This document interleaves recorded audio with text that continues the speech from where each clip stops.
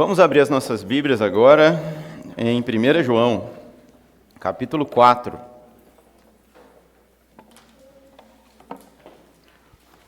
Nosso sermão de hoje é a respeito dos versos 7 ao verso 21.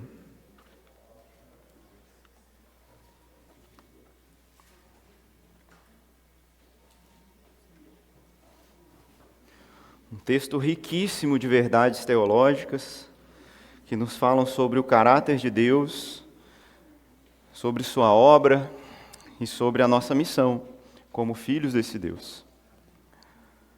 Diz assim a palavra do Senhor: Amados, amemo-nos uns aos outros, porque o amor procede de Deus. E todo aquele que ama é nascido de Deus e conhece a Deus. Quem não ama não conhece a Deus, pois Deus é amor. Nisso se manifestou o amor de Deus em nós, em haver Deus enviado o seu Filho unigênito ao mundo, para vivermos por meio dele. Nisso consiste o amor. Não em que nós tenhamos amado a Deus, mas em que ele nos amou e enviou o seu Filho como propiciação pelos nossos pecados. Amados, se Deus nos amou de tal maneira, nós também devemos amar uns aos outros. Nunca ninguém viu a Deus. Se amarmos uns aos outros, Deus permanece em nós e o seu amor em nós é aperfeiçoado. Nisto conhecemos que permanecemos nele e que ele permanece em nós, pelo fato de nos ter dado seu Espírito. E nós temos visto e dado testemunho de que o Pai enviou seu Filho como Salvador do mundo. Aquele que confessar que Jesus é o Filho de Deus, Deus permanece nele, e ele permanece em Deus. E nós conhecemos o amor e cremos nesse amor que Deus tem por nós. Deus é amor, e aquele que permanece no amor, permanece em Deus, e Deus permanece nele. Nisto o amor é aperfeiçoado em nós, para que no dia do juízo mantenhamos confiança, pois assim como ele é, também nós somos neste mundo. No amor não existe medo, pelo contrário, o perfeito amor lança fora o medo. Porque o medo envolve castigo, e quem teme não é aperfeiçoado no amor. Nós amamos porque ele nos amou primeiro. Se alguém disser, amo a Deus, mas odiar o seu irmão, esse é mentiroso, pois quem não ama o seu irmão a quem vê, não pode amar a Deus a quem não vê. E o mandamento que dele temos é este: quem ama a Deus, que ame também o seu irmão. Amém. Vamos agradecer ao Senhor mais uma vez. Feche seus olhos. Senhor, obrigado pela Tua palavra, que é a verdade, que é o próprio Cristo, que nos ensina, Deus, quem Tu és, que nos mostra, Senhor, o que o Senhor está fazendo no mundo, Pai, e como devemos responder a essa grande obra do Senhor. Ó Pai, eu Te peço que o Seu Espírito Santo age em nosso meio, iluminando, Senhor, a compreensão ao falar e ao ouvir, que os nossos corações sejam descortinados, Senhor. Quebra a resistência do nosso coração, como oramos já ao Senhor mais cedo, que não endureçamos o nosso coração nessa manhã, Pai, mas que a Tua vontade seja feita em nosso meio. Dá-nos, Senhor, o amor de Deus, o amor de Cristo por nós e pelos irmãos, em nome de Jesus. Amém, amém. Graças a Deus, meus irmãos. Meus queridos, mais uma vez, dizemos para vocês que nós temos estudado a carta de João já faz algum tempo, alguns meses, e se você perdeu algum desses sermões, você pode acessar pelo nosso site, tá? missão1618.com. Lá você é direcionado para as plataformas do Spotify, para o YouTube, onde você pode acompanhar as pregações anteriores, tá? Nós já estamos quase no final dessa série, nós vamos, pelo menos da primeira carta de João, nós vamos terminá-la ainda esse mês. Então, mantenha-se aí frequente, atento, conectado para as verdades que têm sido transmitidas aqui, proclamadas. Meus queridos, eu falei isso na semana passada também, no culto da noite, um lema hermenêutico que nós temos. Ele diz o seguinte, talvez você já tenha ouvido, já saiba isso de cor, que um texto sem contexto, ele é pretexto para heresia, né? Já ouviram isso? Não, o que isso quer dizer, né? Isso quer dizer o seguinte: se nós recortarmos um pedaço da Bíblia, seja ele qual for, e não respeitarmos o lugar onde ele estava colocado, esse texto, nós tendemos a fazer interpretações erradas do que essa mensagem estava sendo trazida naquele contexto específico. Hoje, esse texto que nós temos aqui hoje, ele é um texto muito usado por pessoas que entendem errado a palavra de Deus e por pessoas que nem leem a Bíblia, nem se preocupam com a palavra de Deus, nem se devotam a obedecê-la, mas são capazes de recortar afirmações como essa que nós já lemos aqui, eu vou ressaltar para vocês, e fazerem falsas doutrinas, fazerem caminhos criados para as pessoas trilharem, alegando uma fé em um Deus que elas mesmas constroem e ainda utilizando bases bíblicas para isso. E isso é algo que nós devemos ter muito cuidado, estarmos alertas para não cairmos nesse perigo, tá? E discernirmos também como lutarmos contra essa inimizade com a fé. O versículo, meus irmãos, famoso aqui, que resume de maneira maravilhosa a mensagem bíblica, é o verso 8 da passagem que nós lemos aqui, o finalzinho do verso 8. É a famosa afirmação: Deus é amor. Amém? Isso é verdade. Graças a Deus por isso. Deus é amor. Entretanto, não crentes e falsos crentes utilizam essa afirmação para declarar, então, e transformar essa afirmação de que Deus aprova toda e qualquer forma de amor. E isto não é verdade, meus irmãos. Isso não é verdade. De afirmações como essas, nós temos várias distorções ao que o ser humano deveria ser e como ele deveria viver. Eu vou listar alguns exemplos aqui para vocês, e vocês vão perceber como isso é muito presente em nossa sociedade. Primeiramente, quando nós afirmamos que Deus é amor, e portanto, a conclusão falsa, que Ele aprova todas as formas de amor, nós poderemos, por exemplo, autorizar você ter sentimentos, né? E amar uma pessoa do mesmo sexo que você. E aí nós temos aí a homoafetividade. Ou ainda nós teremos outros distúrbios, como você pode amar quantas pessoas você quiser e ao mesmo tempo se quiser. E daí vem as promiscuidades, a poligamia, as orgias, coisas que nós sabemos que são desvios da palavra de Deus, mas são formas de amor, segundo o mundo. E Deus aprova todas as formas de amor, já que Deus é amor, segundo o falso discurso. Terceira coisa que nós podemos ver na sociedade: você pode amar o seu pet, tanto, tratá-lo melhor do que um ser humano, né? Dar a ele um tratamento digno ali de comer à sua mesa, né? Da melhor refeição e tudo mais. Ou se nós vermos situações mais no interior ou até no passado, você pode até ter relações com o seu bichinho, se você quiser. É a chamada zoofilia, pecado também condenado pela Bíblia. Não estamos falando ainda, né? Mas é o nosso quarto ponto, de votações ou cogitações que circulam por aí, de que se você amar uma criança e for do consentimento dela, você pode fazer o que você quiser com essa criança. Mas hoje nós chamamos isso de pedofilia, e ainda é um crime, graças a Deus. Mas para onde esse discurso caminha de que Deus aprova todas as provas de amor, todas as formas de amor, onde nós vamos parar? Se é só eu amar e está tudo valendo, está tudo beleza. Temos problemas com isso. Quinto, eu amo a mim mesmo. Então, qualquer situação que eu me sinta infeliz no casamento, ainda que de uma maneira momentânea, é motivo para eu me divorciar. E eu posso me casar tantas quantas vezes eu quiser, já que eu amo tanto a mim mesmo e eu tenho que cuidar de mim. O propósito de Deus, que é amor, é me ensinar a amar a mim mesmo. Então, eu vou viver a minha vida do jeito que eu quiser. E quantas outras distorções nós ouvimos por aí em nossa sociedade, não é verdade? E o pior, não bastasse isso, essas pessoas ainda podem usar esse texto bíblico para afirmar de que se nós formos contrárias à forma que elas escolheram viver e dizermos que elas estão erradas, nós não temos amor. Nós somos pessoas que odeiam, nós somos haters, nós somos fascistas, nós somos nazistas, e aí eles vão dizer para nós: morte aos fascistas. Eles se dizem cristãos, eles estão usando a Bíblia na mão de um Deus que é amor para condenar as formas de amor. Como eles são contraditórios. Veja só, que sinuca nós estamos, né? Em que situação. Mas essa é a palavra de Deus, meus irmãos. Nós devemos crer nela e não recortar um pedaço dela, como eu disse mais cedo, mas olhar para o seu todo, para a sua teologia, como de Gênesis a Apocalipse, o Deus que é amor se revela a nós. Mas é fato que nós vivemos em uma sociedade complicada. Vivemos em tempos difíceis, meus irmãos, tempos difíceis.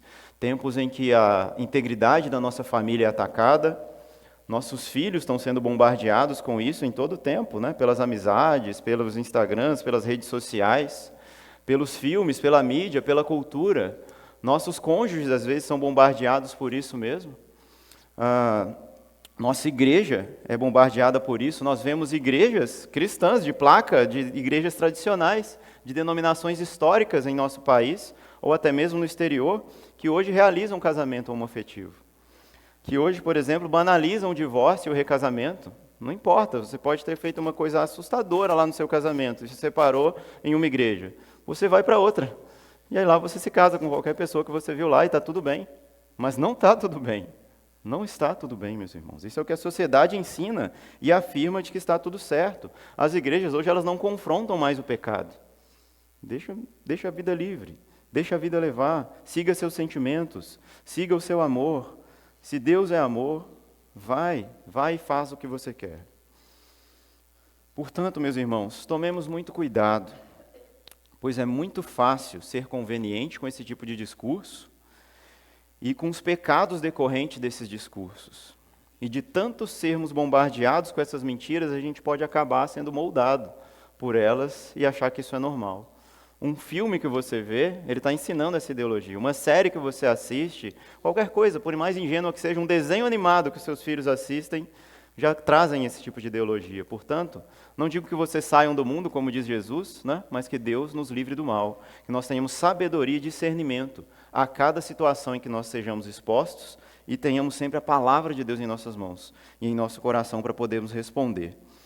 Bom, meus irmãos, retomando esse discurso que eu disse aqui mais cedo, de que nós não podemos nem reprovar esse tipo de coisa, senão nós seremos vistos como pessoas que não amam, seremos vistos como pessoas odiosas e dignos de condenação, eu tenho uma pergunta para fazer para vocês. Deus é amor? Sim, né? Sim, eu acredito que sim, né? A Bíblia diz que sim. Está certo disso? Absolutamente. Absolutamente certo de que Deus é amor. Nós lemos aqui a palavra de Deus e a palavra de Deus não pode mentir. Mas aí eu faço uma outra pergunta para vocês, meus irmãos. E se esse Deus, que é amor, for a primeira pessoa a reprovar todas as formas de amor? O que a gente faz com essa informação? Mas não é bem assim, né? Não, Deus não reprova, Deus abraça todos, Deus é o Cristo Redentor, com braços abertos para todos os tipos de situações, todo tipo de atitudes. Deus não reprova ninguém. Meus irmãos, e se o Deus que ensina a amar é o mesmo Deus também que julga e que condena? E se esse Deus que a Bíblia diz que é amor, ela também diz que ele é muitas outras coisas, dentre as quais Deus também é santo? O que nós faremos com essa informação? Ora, vamos olhar para o texto. Olhem aqui comigo, nós lemos isso aqui hoje. Nós precisamos resgatar esse texto dessas aplicações erradas que a sociedade faz, dessa falsa compreensão de quem Deus é, para que nós não caiamos nesse laço, nessa armadilha também, nossos filhos, nossos familiares, nossos irmãos em Cristo Jesus. Do verso 7 ao verso 10, nós já podemos reconhecer alguns elementos que vão nos ajudar a dar resposta para essas falsas afirmações. Vamos reler esse texto aí, meus irmãos. 1 João 4, 7 a 10. Amados, amemo-nos uns aos outros, porque o amor procede de Deus. E todo aquele que ama é nascido de Deus e conhece a Deus. Quem não ama não conhece a Deus, pois Deus é amor. Nisto se manifestou o amor de Deus em nós, em haver Deus enviado seu Filho unigênito ao mundo, para vivermos por meio dele. Nisto consiste o amor, não em que nós tenhamos amado a Deus, mas que ele nos amou e enviou seu Filho como propiciação pelos nossos pecados.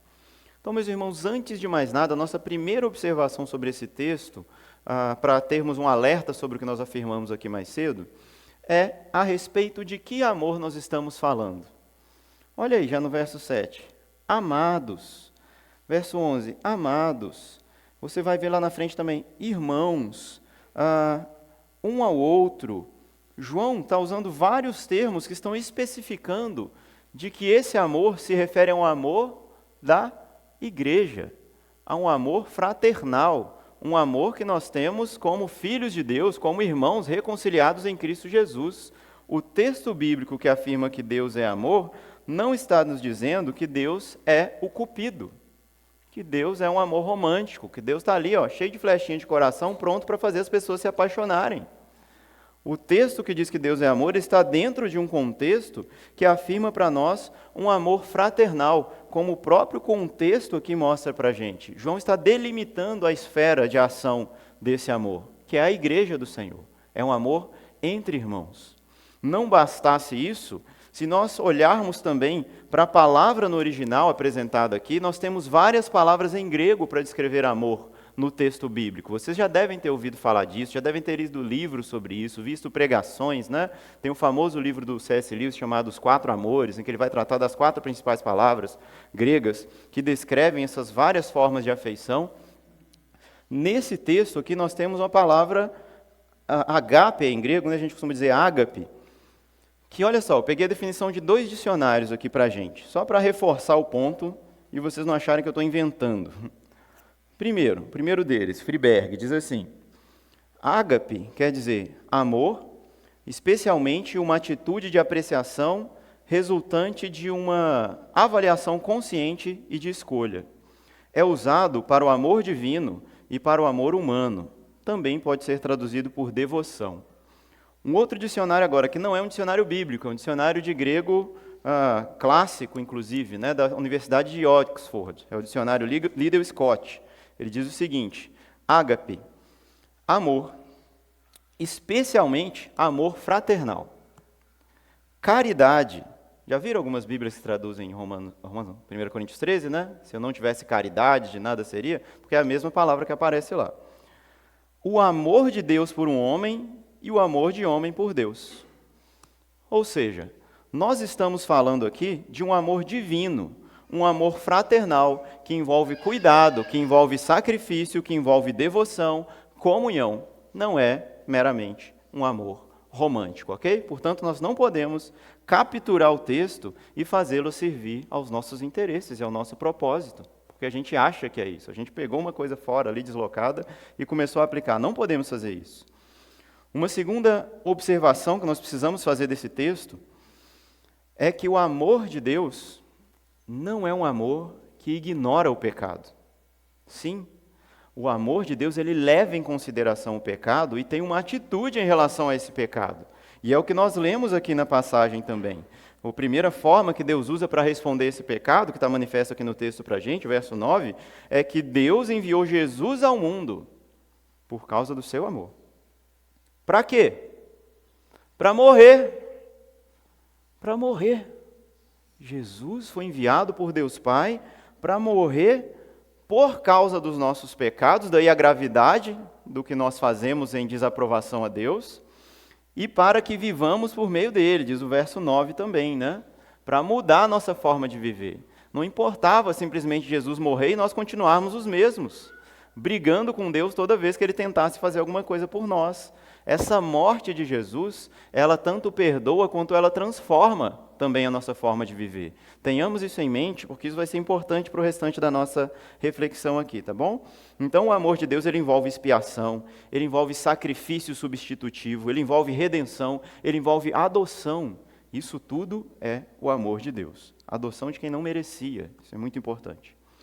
O verso 9 ainda diz para a gente, então, que a morte de Jesus é a resposta de Deus em desaprovação ao pecado. Ora, se Deus desaprova o pecado a ponto de enviar o seu Filho mais precioso, seu único Filho, com quem ele tinha comunhão eterna, em quem ele derramava o seu amor e estava pleno e satisfeito, de maneira que ele precisa fazer esse Filho ser morto.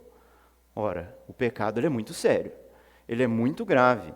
E a Bíblia nos ensina isso sobre Deus, de que Deus não está contente com a forma como o ser humano vive. Nós precisamos lembrar disso. Quando às vezes a gente acha que está tudo muito bom, está tudo muito bem, todo mundo é muito bonzinho, as pessoas não fazem coisas muito graves mesmo, então Deus aprova a forma como o ser humano vive. Mas essa não é a verdade bíblica. Leia depois o Salmo 90. Você vai ver ali como Deus restringe os anos de vida da humanidade para o ser humano não ser mais mal do que ele poderia ser. O texto fala 70, 80 anos já é uma canseira. Deus derrama a sua ira sobre o ser humano para que ele não viva mais do que isso. E outro texto muito importante sobre isso também é Romanos 1.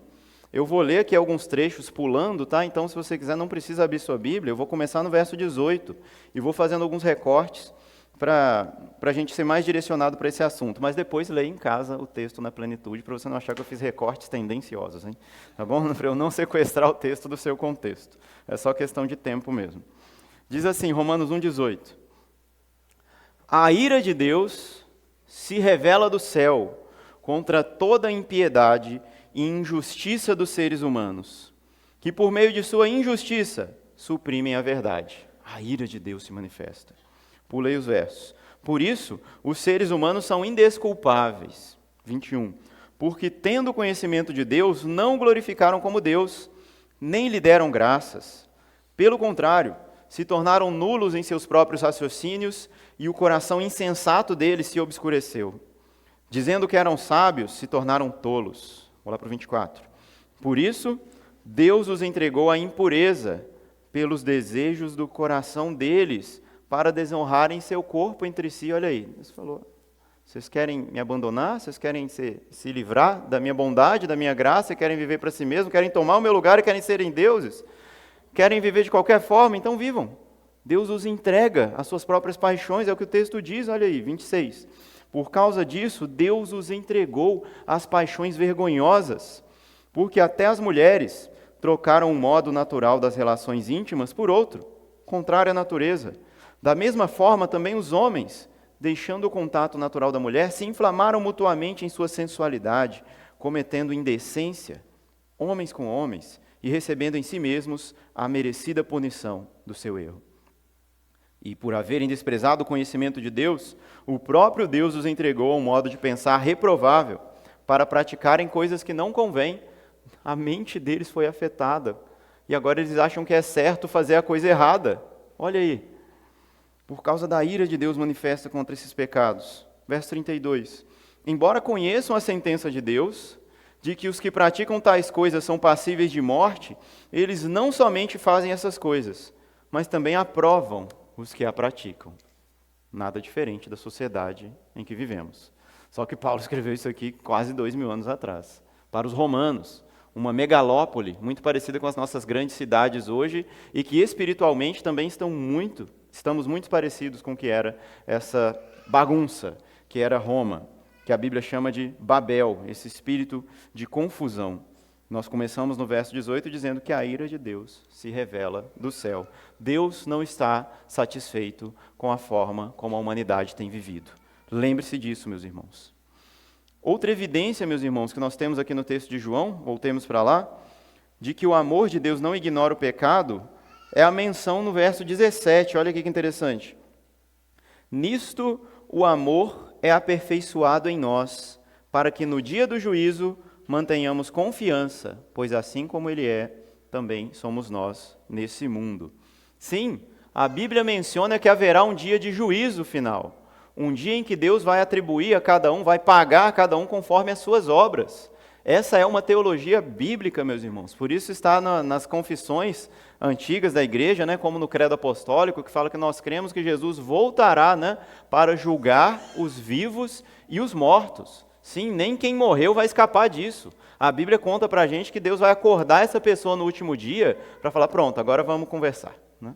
Você pensa, a pessoa viveu do jeito que quis, deu uma banana para Deus, conforme levava a sua vida, e aí morre bem, às vezes, morre feliz, morre lá com seus 100 e tantos anos, tendo desfrutado de tudo o melhor dessa terra. Mas Deus registrou cada coisa que cada um de nós faz. E Ele há de cobrar isso, a menos que já tenha sido tenha sido pago um preço por isso, que é a morte de Jesus, para aqueles que creram e se arrependeram de seus pecados. Meus irmãos, o amor de Deus, então, é essa ação caridosa em salvar pecadores. Gente que odiava a Deus e vivia exclusivamente para satisfazer seus próprios desejos, é liberta agora da escravidão de sua própria vontade e do senhorio do pecado. Isso é o amor de Deus. Um grande preço teve que ser pago, a vida do Santo Filho de Deus. Assim, a morte de Jesus, a confiança nesse sacrifício perfeito, o reconhecimento de que somos pecadores e o arrependimento de nossas obras mortas é o que nos desperta para a vida neste verdadeiro amor. Irmãos, resgatado então o texto desse cativeiro de significado, dessas falsas atribuições do que ele queria dizer, agora nós podemos prosseguir no sermão. Tá? Mas eu não vou fazer um sermão aqui expositivo, versículo por versículo, não, porque realmente a gente precisava parar um tempo para meditar sobre essas coisas. Então eu queria pensar de maneira mais geral sobre esse texto, respondendo aqui com vocês 4 perguntas que nós vamos fazer para o texto. Primeiro, por que nós amamos a Deus? Segundo, como Deus demonstra esse amor por nós? Terceiro, o que esse amor produz em nós?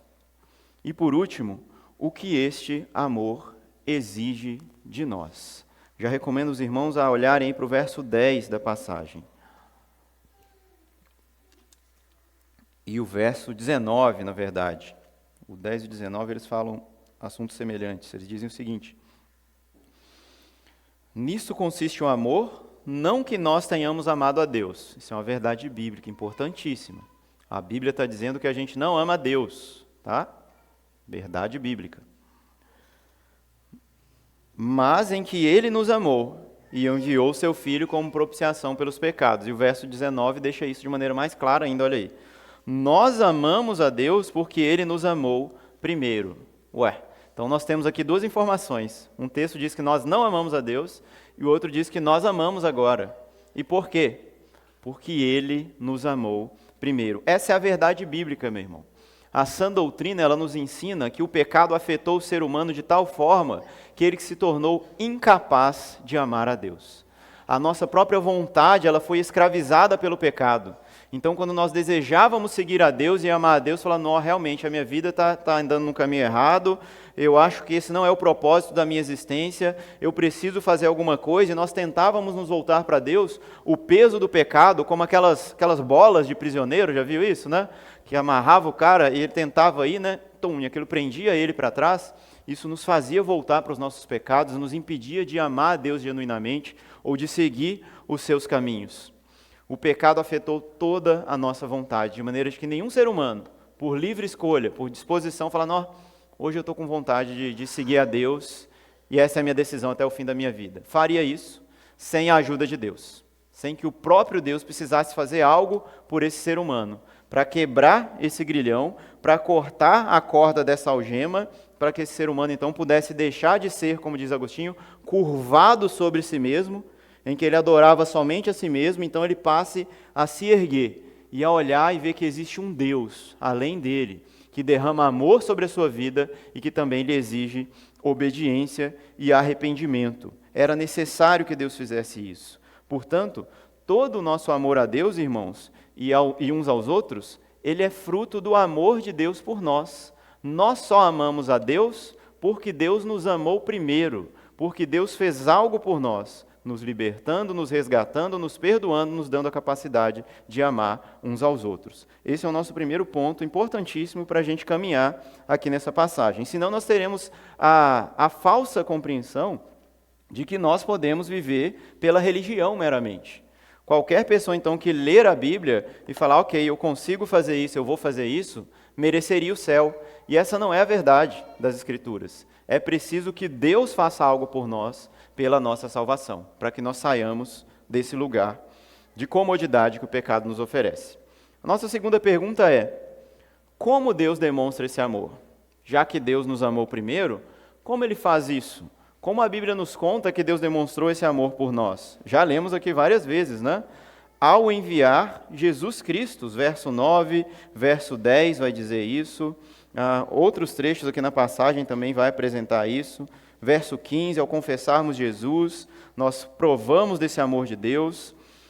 Ou seja, Deus se faz conhecido a nós. Verso 16 vai mostrar isso também. Nós conhecemos o amor e cremos neste amor que Deus tem por nós. Por quê? Porque Ele enviou Jesus ao nosso encontro. Queridos, eu falei mais cedo aqui na introdução que a afirmação Deus é amor, ela resume de maneira maravilhosa a mensagem bíblica. Lembram disso?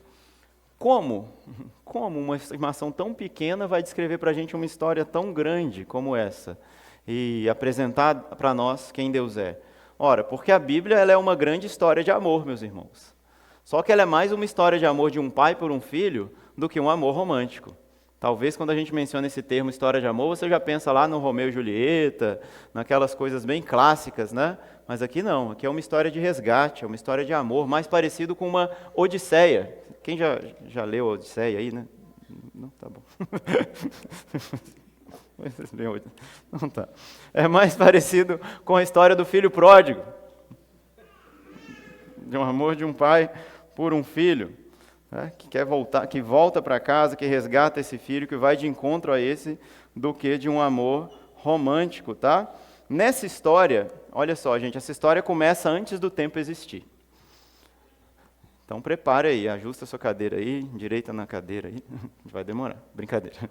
Essa história começa na eternidade, com Deus Pai amando o seu Filho desde sempre, derramando sobre ele o seu amor, que é o próprio Espírito Santo, né? Os pais da igreja vão chamar essa relação da Trindade de Deus como aquele que ama, ou seja, o amante, de o Filho sendo o amado, o alvo deste amor, e o Espírito Santo sendo o próprio amor. E essa é a relação, é a dança trinitária, é a ciranda trinitária, né? Trindade ali se amando pela eternidade. Mas Deus é tão amoroso que Ele quis que esse amor transbordasse, que ele se estendesse a outras coisas que nem existiam. Então Deus, em seu plano eterno, Ele cria tudo que existe, Ele cria o universo, Ele faz todas as estrelas surgirem, né? O universo expandir, explodir, se é que existiu o Big Bang mesmo, e cada coisa tomar o seu devido lugar para que o plano dele se cumprisse, e a gente tem a inauguração do tempo. E nesse tempo e nessa matéria, o que Deus quer fazer com isso? Deus quer derramar o seu amor. Ouvi uma vez um pregador dizer que o universo é o sorriso de Deus Pai para o Filho. Você pensa, uau, né? Que presente, que sorriso brilhante e bonito. E Deus está fazendo isso pelo Filho. E Deus vai fazer um povo especial para esse Filho. Deus vai trazer mais filhos. Deus vai produzir mais filhos para participarem dessa dança, dessa comunhão eterna, dessa alegria e amor eternos. E esse povo que há de fazer parte da presença de Deus para todo sempre é o que a Bíblia chama de povo de Deus. É o que a Bíblia chama de igreja do Senhor. Ora, quem entra nessa relação com Deus não fez isso por merecimento algum. Deus escolheu fazer essas coisas. Deus escolheu amar essas pessoas e trazê-las para perto de si.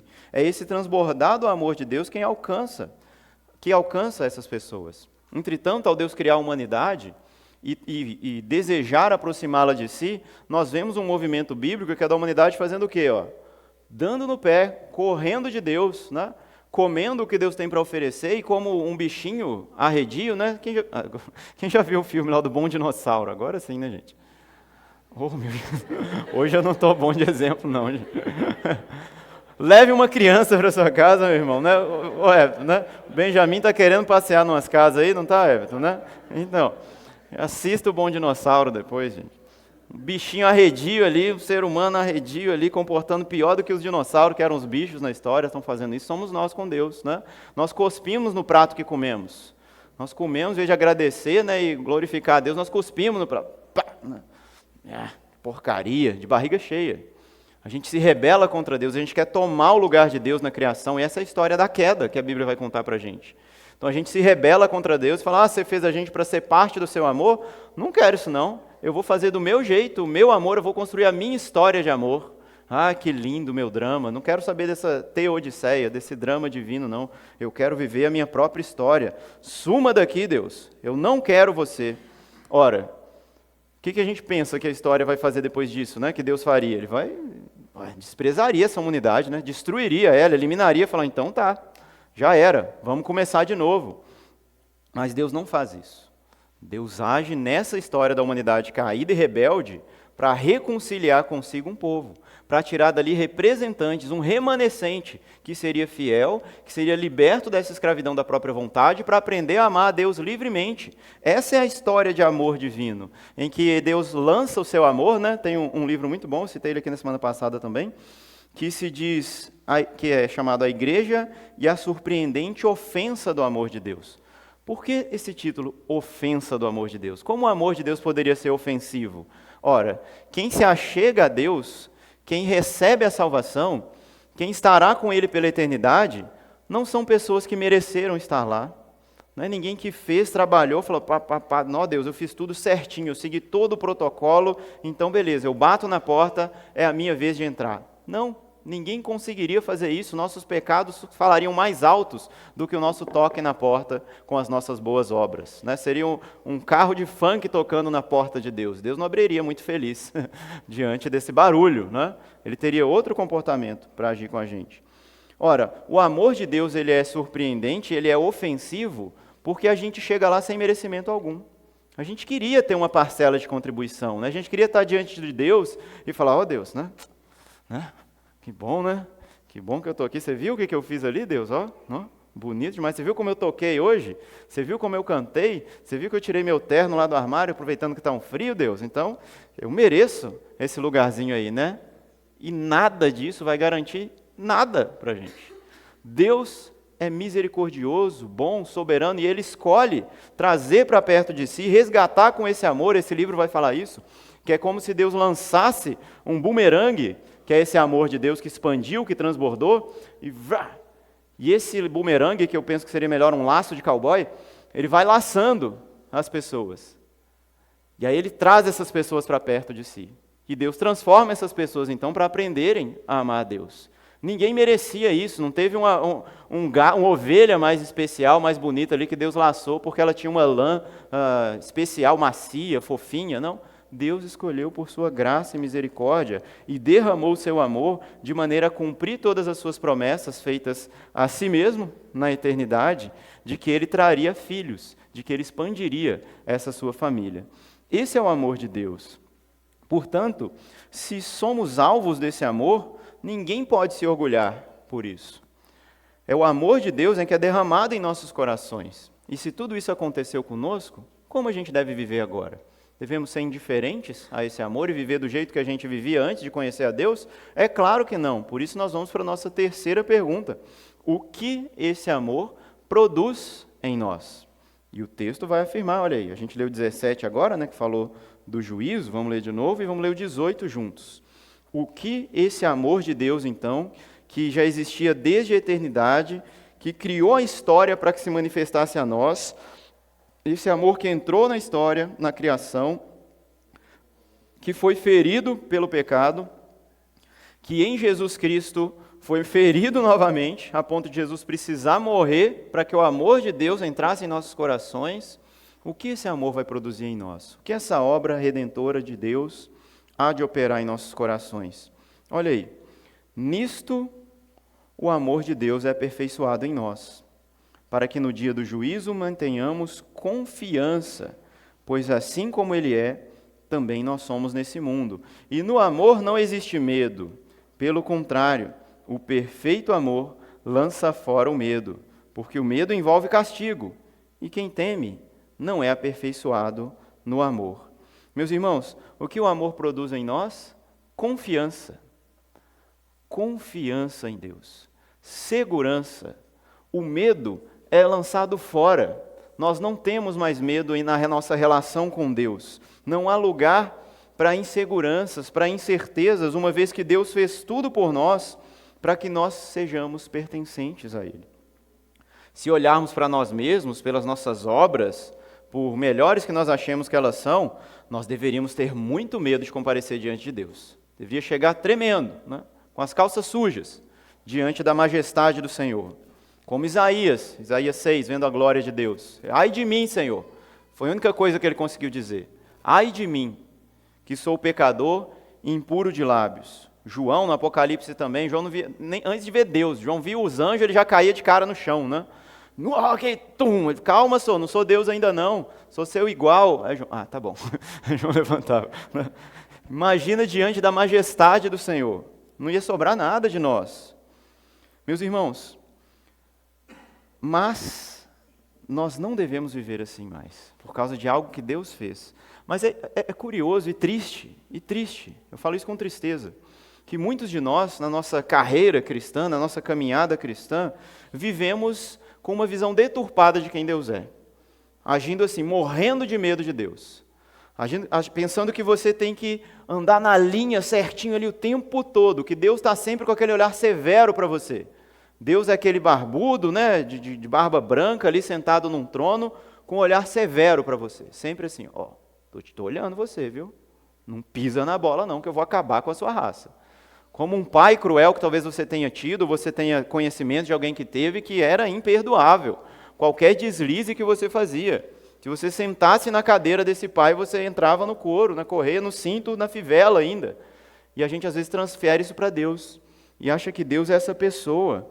Então, diante de uma percepção como essa, quem vê assim, acha que tem que fazer muito para estar diante de Deus. Tem que fazer por merecer a graça e a salvação de Deus. Ora, disso aí vão decorrer um monte de problemas, gente. Quando a gente age assim, quando a gente pensa assim, a gente não consegue ter misericórdia com os outros. Esse é o primeiro resultado. A gente fala, poxa, mas eu me esforço, olha o quanto eu ralo, olha o quanto eu batalho para estar aqui fiel, bonito diante de Deus. E aquelas pessoas ali vivem essa vida de altos e baixos na fé, olha quantos problemas essas pessoas têm, elas não crescem na fé, que pessoas imaturas. Elas nunca estarão diante de Deus. Mas eu sim. Mas eu estarei diante de Deus. Eu não sou como esses aqui. Ora, isso não produz o amor. E é isso que o João está falando. O verdadeiro amor, ele lança fora o medo para produzir em nós a capacidade de amar uns aos outros. Então, se a gente está se relacionando com Deus com medo do castigo, com medo do inferno, meus irmãos, algo está errado em nossa teologia. E o pior, quando a gente vive dessa forma, a gente tem medo de Deus, a gente tem medo do mundo, a gente tem medo de conspiração, a gente tem medo se vai faltar dinheiro, a gente tem medo se vai pegar a nova doença que tem aí, a gente tem medo se vai bater o carro, a gente tem medo se o assaltante vai entrar na nossa casa enquanto a gente está na igreja, a gente tem medo disso, a gente tem medo... E vai só acumulando essa bola de neve porque Deus é suspeito. Deus não é confiável, como a gente diz aqui. A gente tem medo do julgamento das pessoas, a gente tem medo de tudo. De tudo. Você não está tranquilo em Deus, você não está confiante em Deus, a sua reputação pode ir para as cucuias a qualquer hora, né? Geralmente, quando a gente vive assim, a gente constrói uma falsa imagem de si mesmo, porque ninguém é perfeito, mas a gente fica defendendo aquilo, onde a gente esconde as nossas imperfeições para que ninguém as veja, e no fim das contas vive com medo que alguém descubra o seu eu verdadeiro. Se você prega a palavra, é uma teologia do medo do inferno, não do amor de Deus. Queridos, mas se olharmos para tudo que já foi dito hoje aqui, para o amor de Deus que procede da sua graça, não das obras, nós poderemos ter confiança sobre a salvação. Oh, meu Pai.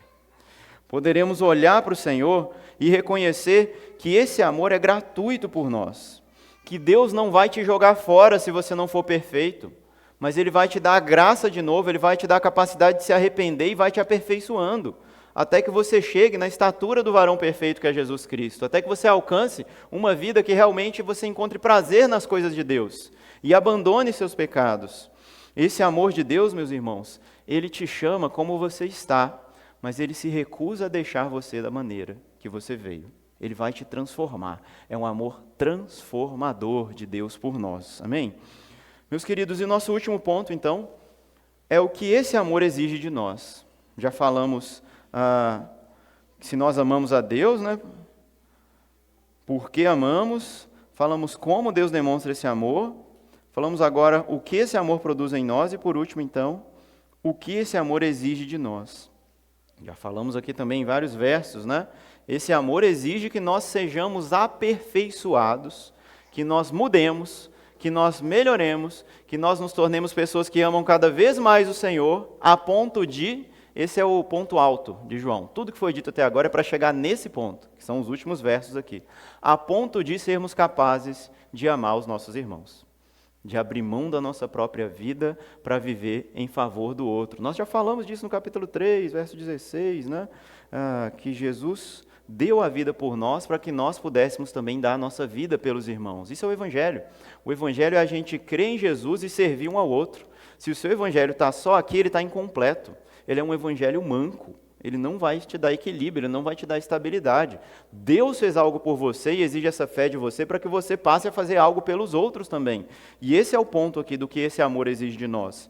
Ele exige que nós conheçamos a Deus, não apenas de palavras, mas de ações. Olha o verso 21, gente. 20 e 21 é o ponto alto aqui dessa mensagem de João, e eu já gostaria de encerrar com isso.